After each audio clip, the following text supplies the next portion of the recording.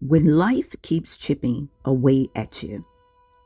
2 Corinthians chapter 4, 8 through 9 says, we are hard pressed on every side, yet not crushed. We are perplexed, but not in despair, persecuted, but not forsaken, struck down, but not destroyed. Life has a way of chipping away at us, one painful experience at a time. A disappointment here, a betrayal there, financial pressure, sickness in the family, trouble on the job, or prayers that seem to remain unanswered. You may still be smiling, working, helping others, attending church, but deep inside, you feel worn down. You may be asking, Lord, how much more can I take? The Bible is filled with people who understand that kind of pain. Job lost his children, his possession, and his health. He sat in ashes with painful sores covering his body.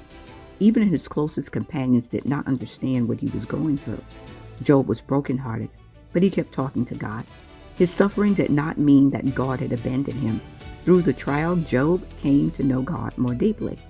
Joseph was betrayed by his own brothers, sold into slavery, falsely accused, thrown into prison.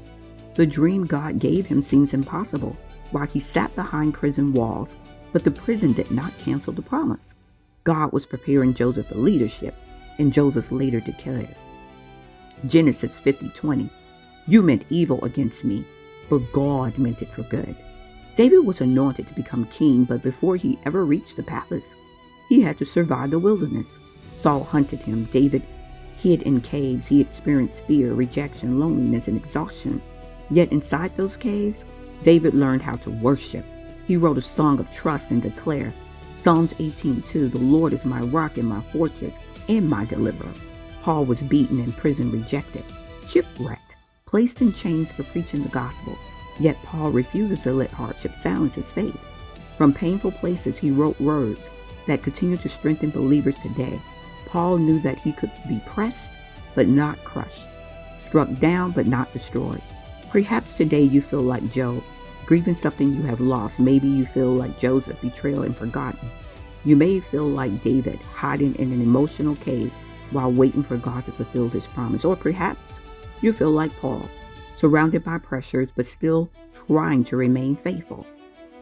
The message of their lives is this: pain does not mean God has left you.